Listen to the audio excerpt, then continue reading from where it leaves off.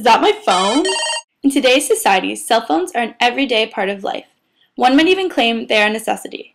When walking down the street, it is almost impossible not to see someone texting or calling. We've become a society obsessed with communication, and the convenience of cell phones has fueled the fire. The internet is a very easy place to come across pedophiles and sexual predators.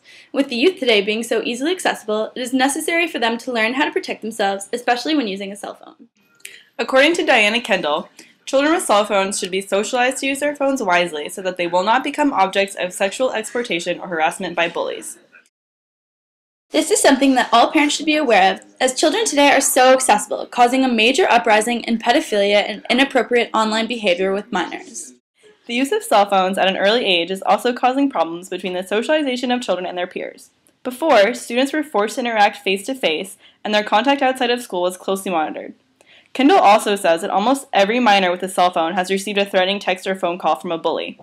It is easy to see how often cell phone bullying occurs when one considers that about 6.6 million of the 20 million children between the ages of 8 and 12 in the United States have a cell phone, providing them with a new freedom for children who, in years before, would have had all actions monitored by a parental unit. Nowadays, parents are particularly concerned about sexual exploitation because many children have met another person on the chat rooms and exchanged phone numbers with them, and after a series of conversations, agreed to meet the person face-to-face. As we all know from hearing stories on the news, this person is not necessarily a good person. It is not just young children who are being targeted with wrongful use of cell phones, but teenagers as well. According to Rita Braver of CBS News, sexting is the new term we apply when people electronically transmit racy, even nude photos of themselves to each other. Not the best of ideas, and all the worse when those caught doing it are underage teens.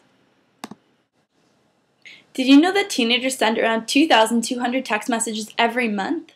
According to Kenesha Duncan, the author of Sexting 101, peer pressure is the key aspect for texting.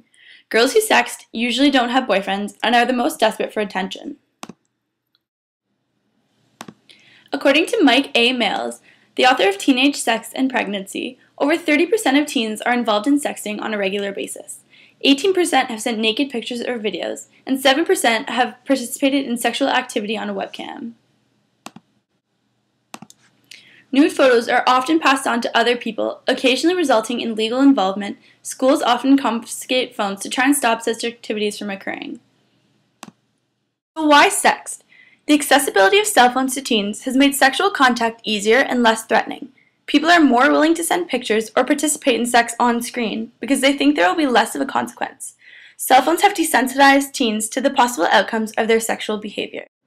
So do you sext? Why or why not?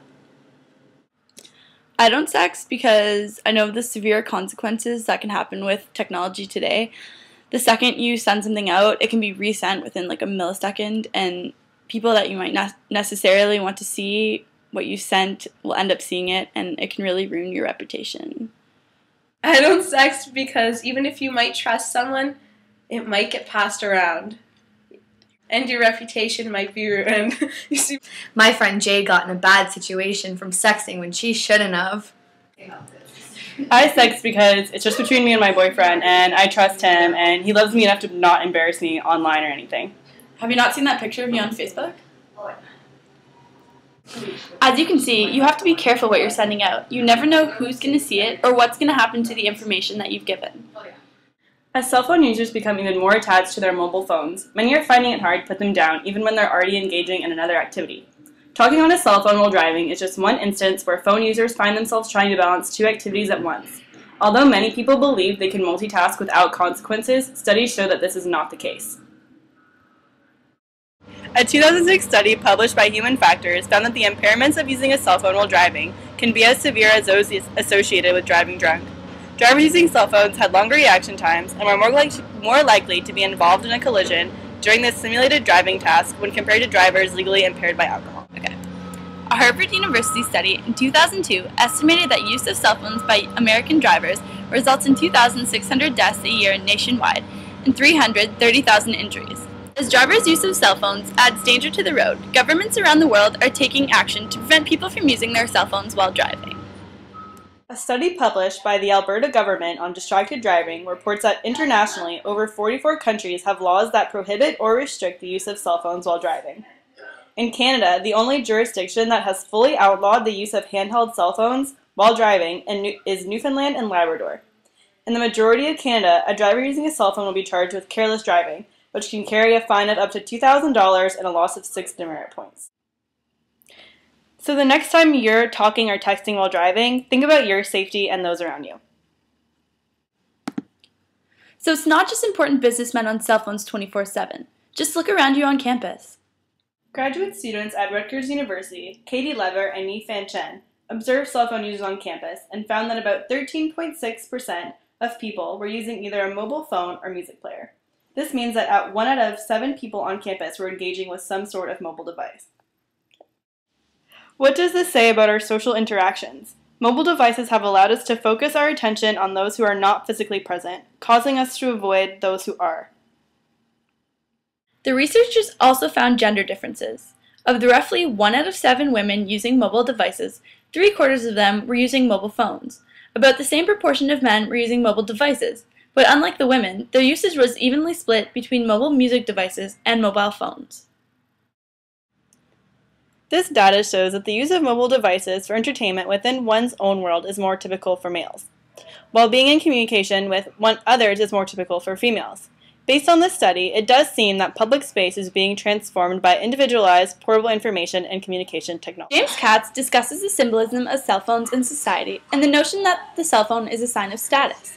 Katz views the cell phone as an enhancement of self-image. The way one carries and displays their mobile phone symbolizes their status of being current and trendy. How many of you own a BlackBerry or an iPhone? How much of why you bought it was for the newer applications, or how much was just to say that you had it? New opportunities have been created in terms of fashion and display when it comes to cell phones. This includes phone devices that are brightly colored or flashed when in use to signal to others that the device owner isn't important and is connected enough to be talking to a distant person. On my cell phone, I have chosen to be branded with the TNA symbol on the back of my cell phone case. This does nothing to enhance the performance of the phone or to protect it any better. It is simply there to say, "Hey world, I can afford TNA." I chose to have a black case for my cell phone so I wouldn't be labeled as just another blonde girl with a BlackBerry. I use my phone for school and work purposes and do not use it as a fashion or popularity symbol. So what have we learned? Children need to be socialized properly in order to use their cell phones properly. This will help avoid bullies and predators. Teens also need to be aware that their sexual use of cell phones isn't quite as private as they may originally assume. Driver safety is also very important, and restricting the use of cell phones allows for a safer road. Don't use your cell phone as a social blocker or as a status symbol. Get to know who people are and not just what type of cell phone they have. Created by Aaron Toohey and Sydney Starkey.